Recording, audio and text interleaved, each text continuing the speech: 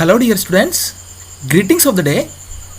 Welcome to the 2-week online short-term course on emerging infectious disease, jointly organized by the Department of Microbiology, Srinarayana College, Kannur, in association with Kerala State Council for Science and Technology and Environment, Government of Kerala.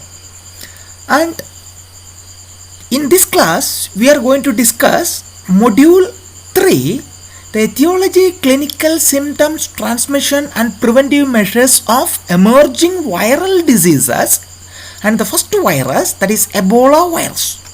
I am Dr. Sinos Kariyachan, Assistant Professor, Department of Microbiology, St. Pius X College, Rajapuram, Kasaragod, Kerala. So, we will discuss what is Ebola virus disease. Ebola virus disease is known, short form is known as EVD. The previous name, Ebola hemorrhagic fever, that is caused by Ebola virus. It is a very rare and severe fatal illness in humans, and the virus is a deadly zoonotic disease, and infection is a deadly zoonotic disease, affects in human and non-human primates such as monkeys, gorillas and chimpanzees. The average fatality rate is 50% and the case fatality rate is 25 to 90% in all the past outbreak. And this Ebola virus disease was first appeared in the year 1976 and followed by two outbreaks. In the first outbreak, it was caused in Zara in South Sudan, that is caused in 1976, and later that is caused in Yambuco, the Democratic Republic of the Congo, that is short form RDC, that is the recent years, that is 2018 and 90. And the outbreak was started in Guinea and migrated to Sierra Leone and Liberia. Okay, and the RDC outbreak occurred in a village near Ebola river. Thus, the virus is named as Ebola virus and the disease is named as Ebola virus disease.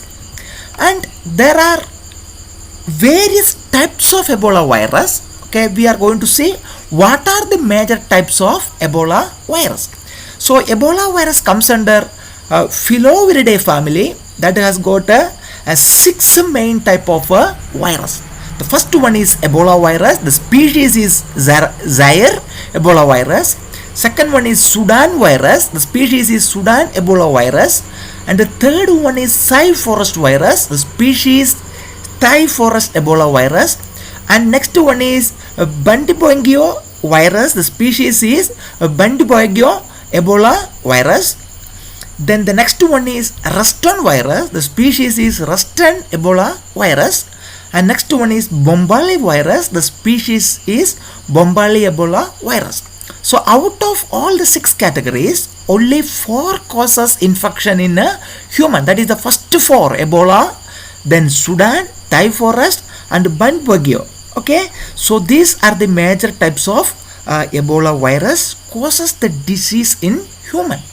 And Ruston virus is known to cause disease in non-human primates such as pig. Okay, and non-primates and pigs. And whether this Bombali virus causes the disease in either in animal or human, it is not known. Okay, so it is identified in bats. Okay, these are the various types of Ebola virus.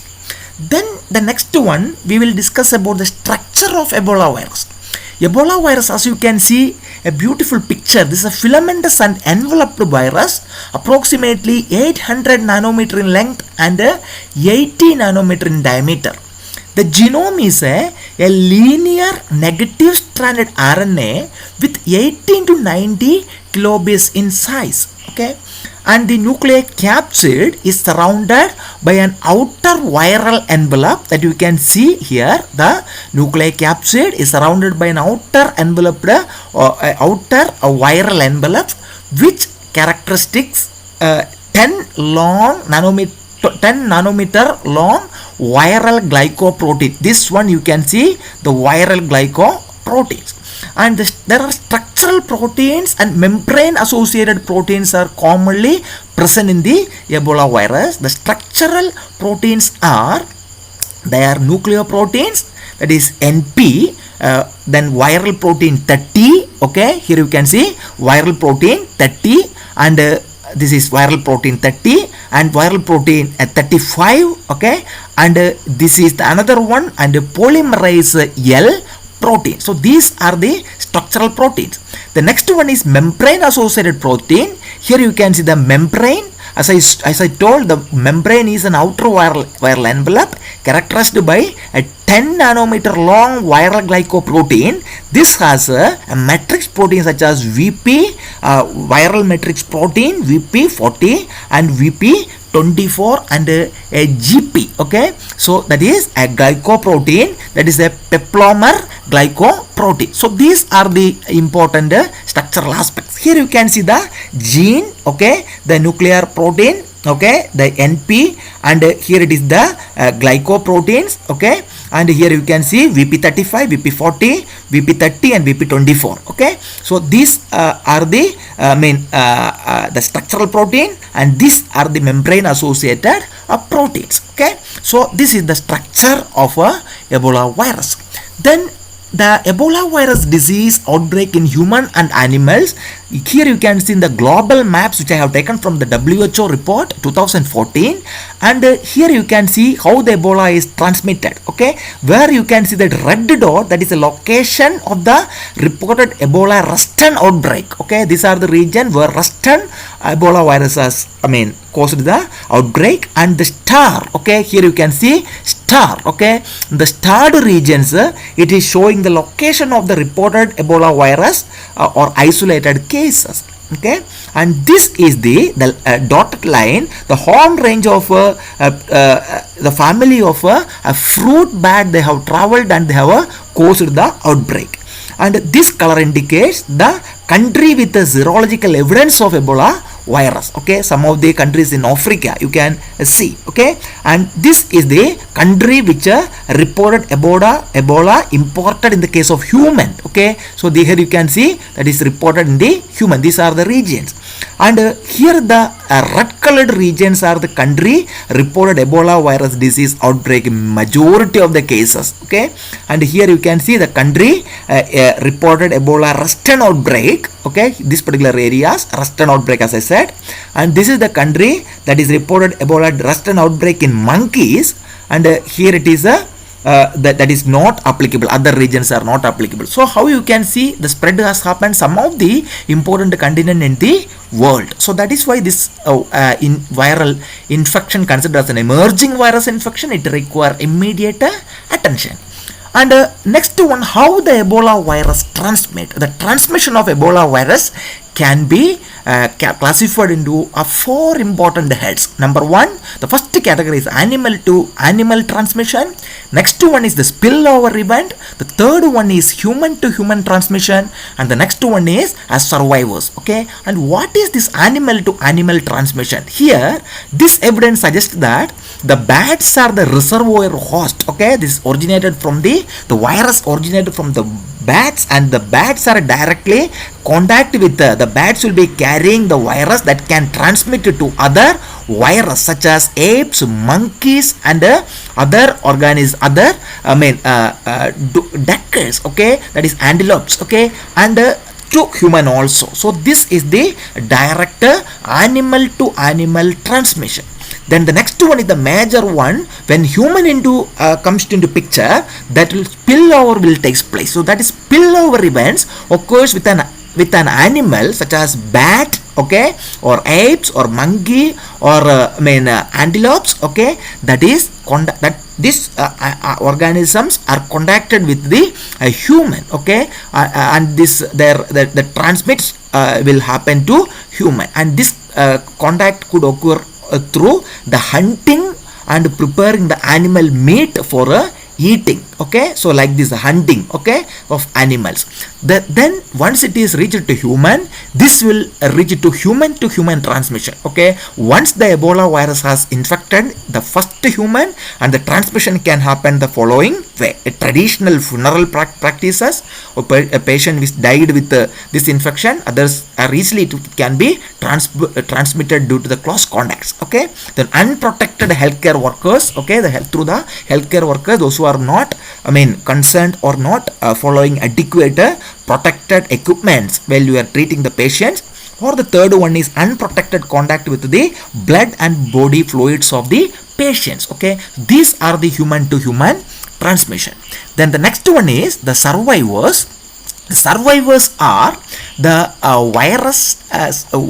Ebola survivors face new challenges that after the recovery, even though they are recovered, some survivors reported that there are tiredness and muscle ache and can face stigma and they re-enter in their community. So these are the fate of survivors, okay. This report I have taken from Center for Disease Control and Prevention.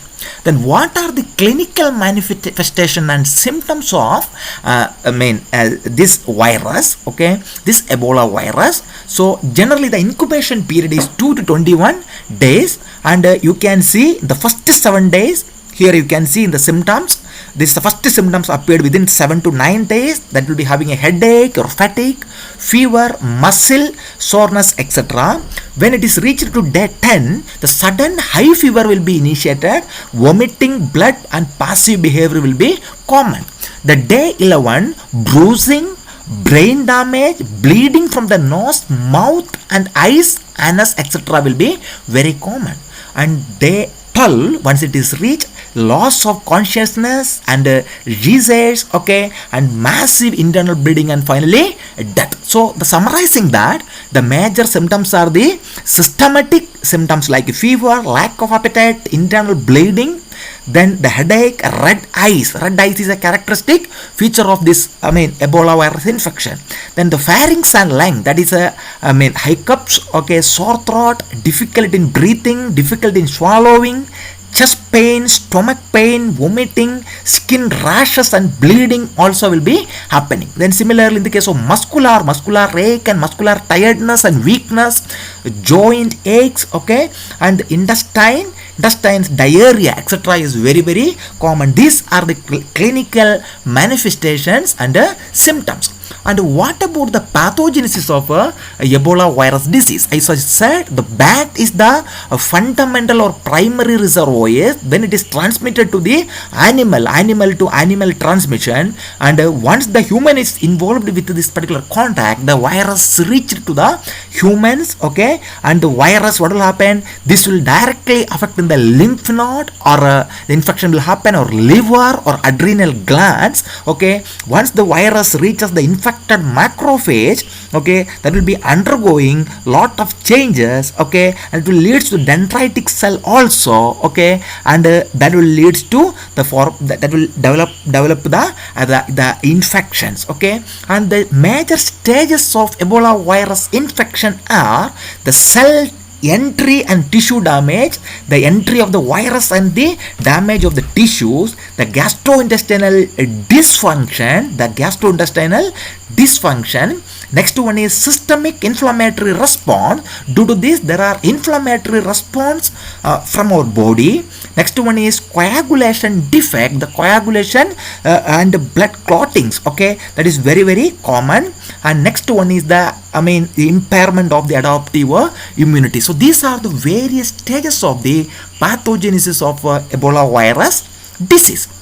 And next one is the laboratory diagnosis. How will you diagnose this particular infection in the laboratory? The specimen that can be blood or body fluids such as semen or oral swab. Then as soon as the virus is infected in our body, the IgM, the antibodies will be produced against this virus, okay. The antibodies such as IgM, which is a pentamer, and IgG, okay, IgG produced can be detected by enzyme linked immunosorbent assay. And the next one is the rapid rapid screening test of human samples, the detection of viral antigen by ELISA. The detection of the viral antigen can be done by ELISA. Next one is a reverse transcriptase polymerase chain reaction, or RT-PCR assay can be employed, and the isolation technique by culturing the virus into the various cell lines such as Vero and MA104 monkey cell lines, and they can study the impacts. Okay, the major confirmation tests are antibody capture and enzyme linked immunosorbent assay, or ELISA, or antigen capture detection test. Next one is the serum neutralization test. Next one is, as I said, RT-PCR. Next one is electron microscopy. Now we are having the latest electron microscopy, cryo-electron microscopy. Then the next one is the virus culture. And the present WHO, the World Health Organization recommendation are automated or semi-automated nucleic acid test, or NAT, for the routine diagnostic purpose is widely suggested by WHO. Then moreover, the rapid antigen detection test, okay, for the screening purpose, that also can be done. That is only for the surveillance activity, but it needs to be confirmed by nucleic acid test or similar type of assay by other methods. So these are the laboratory diagnosis.